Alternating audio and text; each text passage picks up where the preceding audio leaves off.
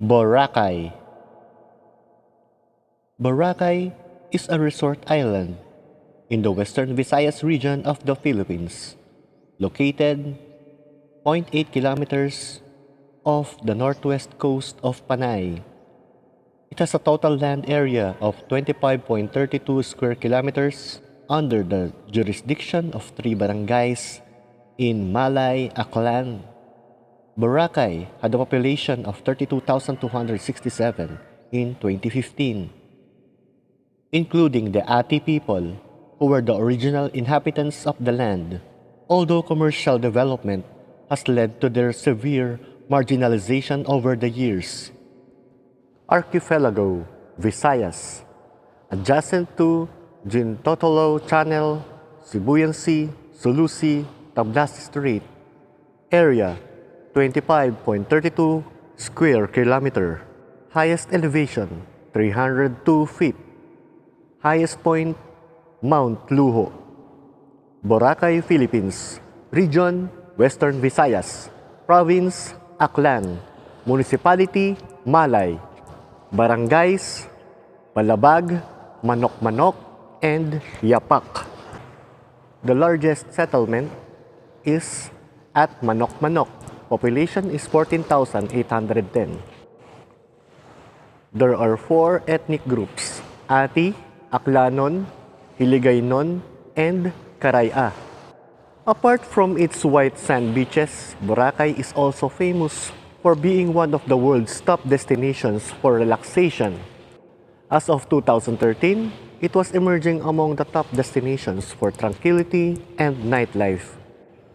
Boracay was awarded as the 2012 Best Island in the World by the international travel magazine, Travel Plus Leisure.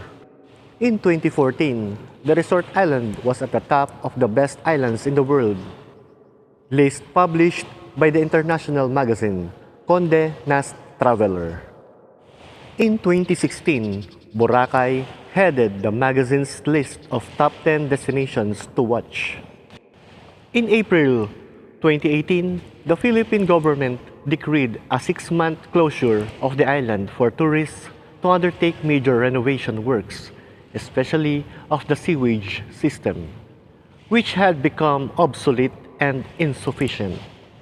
The island was administered by the Boracay Interagency Task Force during the closure.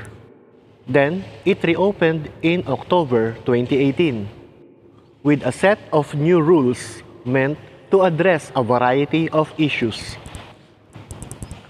The etymology of Boracay. The name Boracay is attributed to different origins.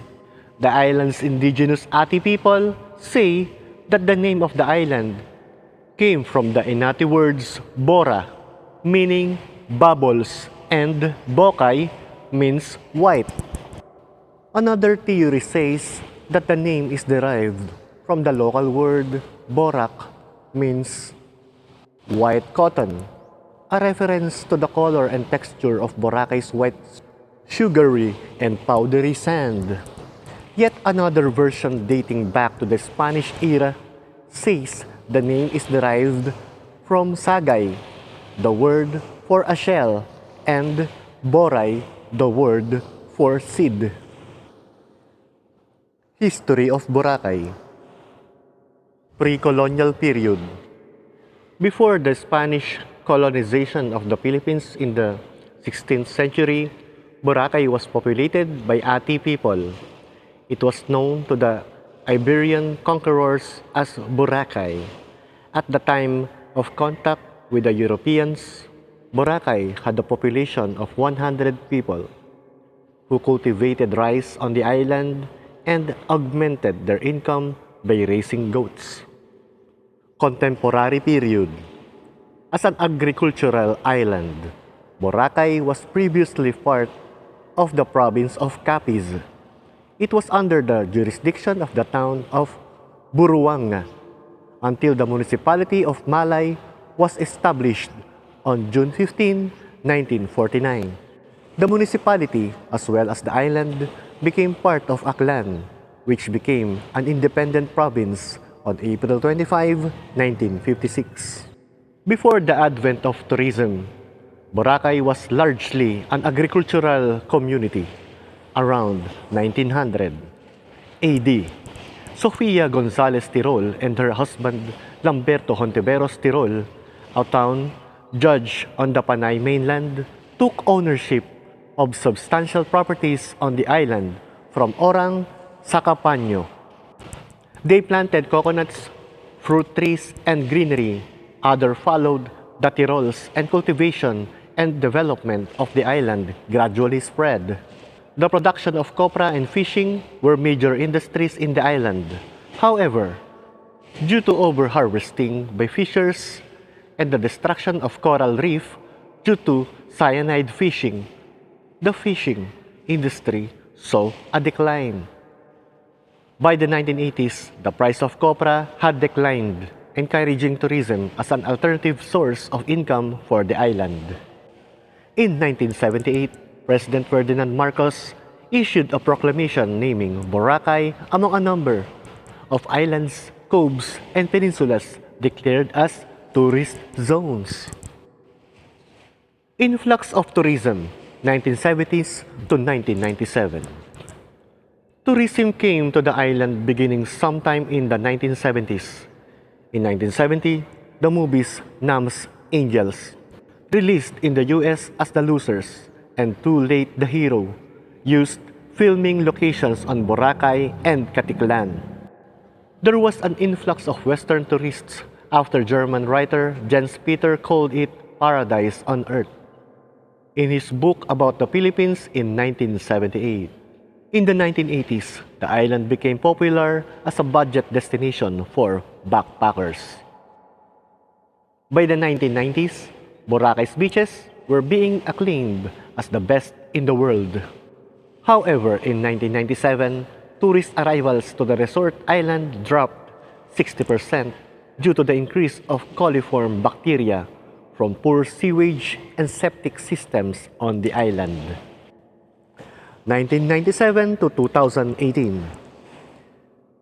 The condition of Boracay in 1997 led to the installment of a potable water supply system and sewage treatment plant and a solid waste disposal system in Boracay, which was operated by the Philippine Tourism Authority. The environmental concerns persisted due to non-compliance of numerous business establishments. Then, President Gloria Macapagal Arroyo declared Boracay a special tourism zone in 2005. And in April 2006, she gave the PTA administrative control over the island while mandating the agency to coordinate with the provincial government of Aklan. In 2012, the Philippine Department of Tourism reported that Boracay had been named the world's second best beach after Providenciales in the Turks and Caicos Islands. 2018 Closure and Rehabilitation. Due to worsening environmental conditions in Boracay, President Rodrigo Duterte in February 2018 said he planned to close the resort island, which he described as a cesspool. In April 26, 2018, instructing Environment and Natural Resources Secretary Roy Kimatu to resolve the issue. In a cabinet meeting, President Duterte approved the full closure of the island for 6 months, effective April 26, 2018, to rehabilitate and resolve the environmental issues surrounding Boracay. On May 30, 2018, President Duterte declared that he planned to make the entire Boracay a land reform area and wanted to first prioritize the island's residents.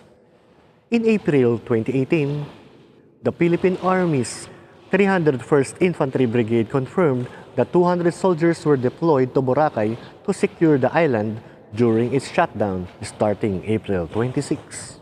On October 26, 2018, Boracay was reopened to the public with work on the island's infrastructures still in progress.